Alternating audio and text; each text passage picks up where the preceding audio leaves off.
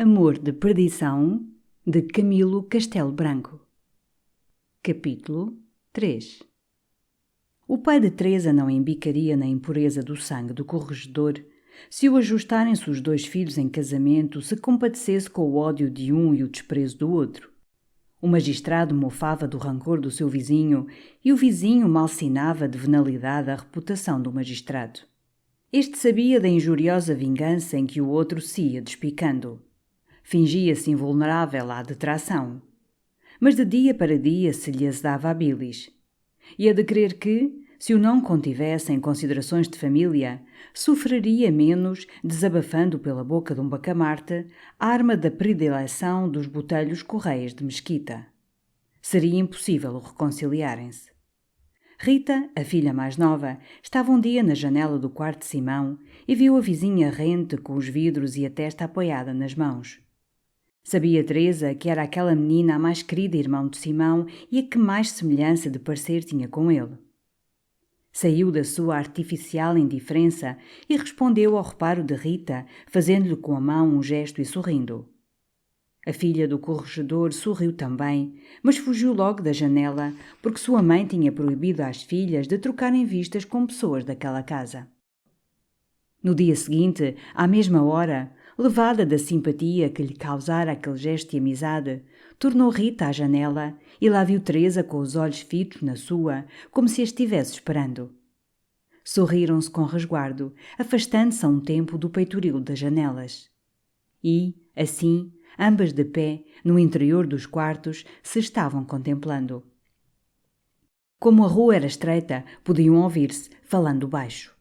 Teresa, mais pelo movimento dos lábios que por palavras, perguntou a Rita se era sua amiga. A menina respondeu com um gesto afirmativo e fugiu, acenando-lhe um adeus. Estes rápidos instantes de se verem repetiram-se sucessivos dias, até que, perdido o maior medo de ambas, ousaram demorar-se em palestras a meia voz. Teresa falava de Simão, contava à menina de 15 anos o segredo do seu amor e dizia-lhe que ela havia de ser ainda sua irmã, recomendando-lhe muito que não dissesse nada à sua família. Numa dessas conversações, Rita descuidara-se e levantou de tal modo a voz que foi ouvida de uma irmã que a foi logo acusar ao pai. O corregedor chamou Rita e forçou-a pelo terror a contar tudo que ouvira à vizinha. Tanto foi sua cólera que, sem atender às razões da esposa, que viera espavorida dos gritos dele, correu ao quarto de Simão e viu ainda Teresa à janela. «Olé!» disse ele à pálida menina. «Não tenha a confiança de pôr olhos em pessoa de minha casa. Se quer casar, case com um sapateiro, que é um digno genro de seu pai.» Teresa não ouviu o remate da brutal apóstrofe.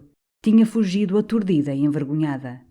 Porém, como o desabrido ministro ficasse bramindo no quarto e Tadeu de Albuquerque saísse a uma janela, a cólera do doutor redobrou e a torrente das injúrias, longo tempo represada, bateu no rosto do vizinho que não ousou replicar-lhe. Tadeu interrogou sua filha e acreditou que foi causa à senha de Domingos Botelho estarem as duas meninas praticando inocentemente, por trejeitos, em coisas de sua idade.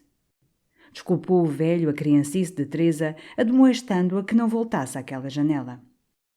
Esta mansidão do fidalgo, cujo natural era bravio, tem a sua explicação no projeto de casar em breve a filha com seu primo Baltazar Coutinho de Castro Daire, senhor de casa e igualmente nobre da mesma prosápia. Cuidava o velho, presunçoso conhecedor do coração das mulheres, que a brandura seria o mais seguro expediente para levar a filha ao esquecimento daquele pueril amor a Simão. Era máxima sua que o amor, aos 15 anos, carece de consistência para sobreviver a uma ausência de 6 meses. Não pensava errado o fidalgo, mas o erro existia.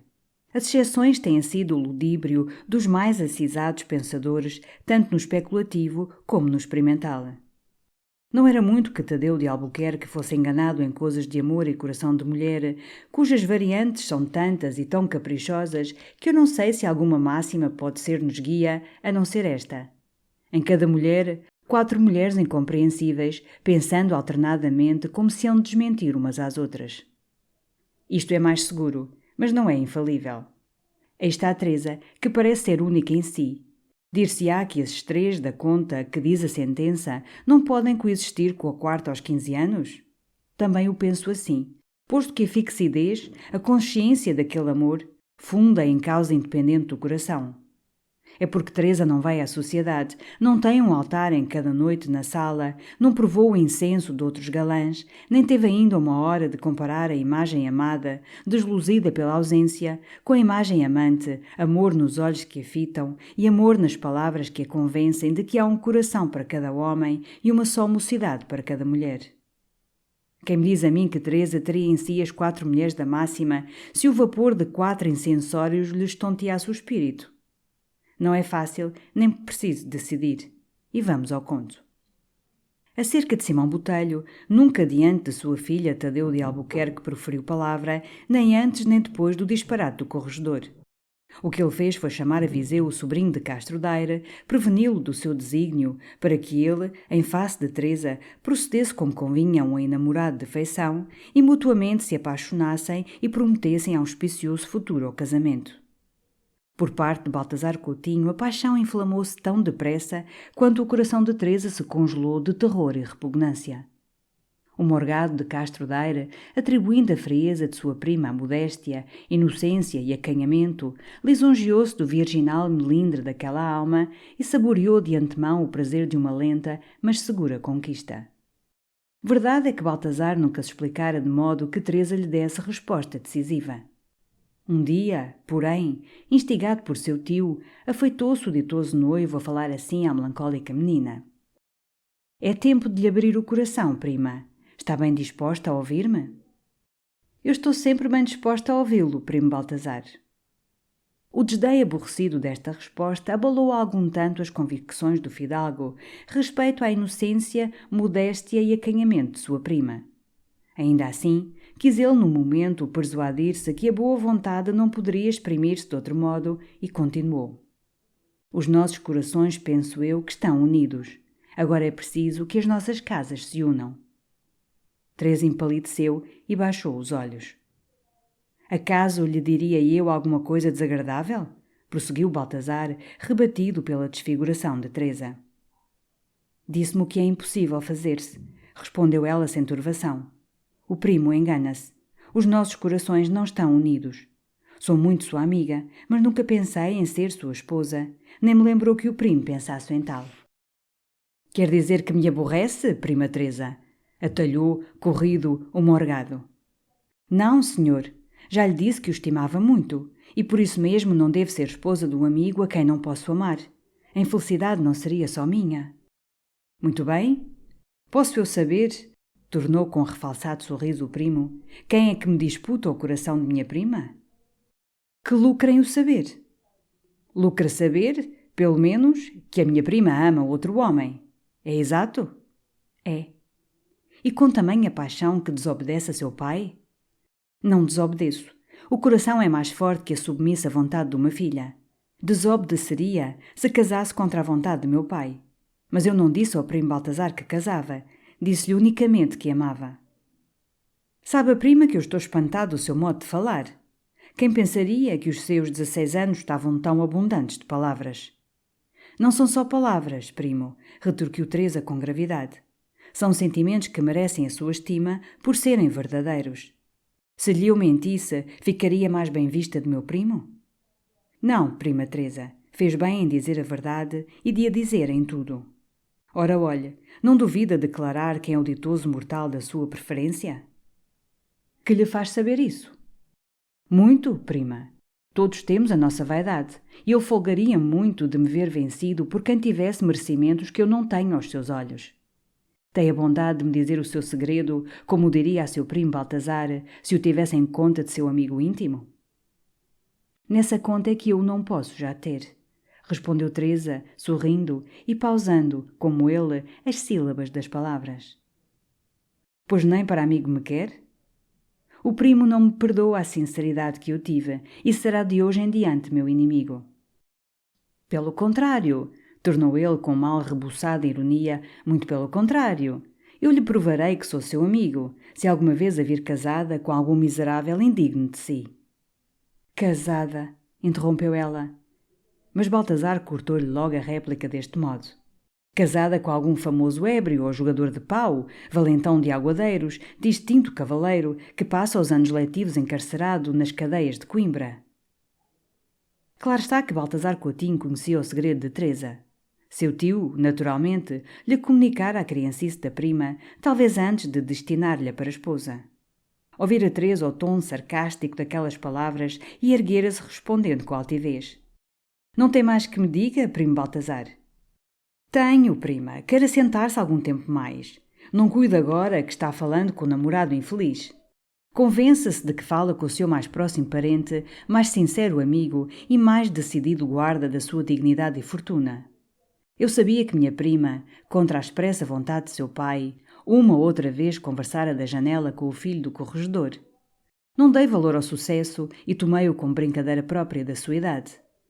Como eu frequentasse o último ano em Coimbra, há 2 anos, conheci de sobra Simão Botelho. Quando voltei e me contaram a sua afeição ao académico, pasmei da boa-fé da priminha. Depois entendi que a sua mesma inocência devia ser o seu anjo da guarda. Agora, como seu amigo, compunjo-me de a ver ainda fascinada pela perversidade do seu vizinho. Não se recorda de ter visto Simão Botelho sociando com a ínfima vilanagem desta terra? Não viu os seus criados com as cabeças quebradas pelo tal varredor de feiras? Não lhe constou que ele, em Coimbra, abarrotado de vinho, andava pelas ruas armado como um salteador de estradas, proclamando à canalha a guerra aos nobres e aos reis e à religião e nossos pais? A prima ignoraria isto, porventura? Ignorava parte disso e não me aflige o sabê-lo. Desde que conheci Simão, não me consta que ele tenha dado o menor desgosto à sua família, nem ouço falar mal dele. E está por isso persuadida de que Simão deve ao seu amor a reforma de costumes? Não sei, nem penso nisso, replicou com enfado Teresa. Não se zangue, prima. Vou-lhe dizer as minhas últimas palavras. Eu hei de, enquanto viver, trabalhar por salvá-la das garras de Simão Botelho. Se seu pai lhe faltar, fico eu. Se as leis a não defenderem dos ataques do seu demónio, eu farei ver ao valentão que a vitória sobre os aguadeiros não o poupa ao desgosto de ser levado a pontapés para fora da casa de meu tio Tadeu de Albuquerque. Então o primo quer-me governar? Atalhou ela com desabrida irritação. Quero-a dirigir, enquanto a sua razão precisar de auxílio. Tenha juízo e eu serei indiferente ao seu destino. Não a enfado mais, prima Teresa. Baltazar Coutinho foi dali procurar seu tio e contou-lhe o essencial do diálogo. Tadeu, atônito da coragem da filha e ferido no coração e direitos paternais, correu ao quarto dela, disposto a espancá-la. Reteve-o Baltazar, reflexionando-lhe que a violência prejudicaria muito a Crisa, sendo coisa de esperar que Teresa fugisse de casa. Referiu o pai a sua ira e meditou. Horas depois, chamou sua filha, mandou-a sentar ao pé de si e, em termos serenos e gesto bem composto, lhe disse que era sua vontade casá-la com o primo. Porém, que ele já sabia que a vontade de sua filha não era essa. Ajuntou que a não violentaria, mas também não consentiria que ela, sovando aos pés o pundonor de seu pai, se desse de coração ao filho do seu maior inimigo. Disse mais que estava a resvalar na sepultura e mais depressa desceria a ela, perdendo o amor da filha, que ele já considerava morta. Terminou perguntando a Teresa se ela duvidava entrar num convento e aí esperar que seu pai morresse, para depois ser desgraçada à sua vontade. Teresa respondeu, chorando, que entraria num convento se essa era a vontade de seu pai. Porém, que se não privasse ele de a ter em sua companhia, nem a privasse a ela dos seus afetos, por medo de que sua filha praticasse alguma ação indigna ou lhe desobedecesse no que era virtude obedecer. Prometeu-lhe julgar-se morta para todos os homens, menos para seu pai. Tadeu ouviu-a e não lhe replicou.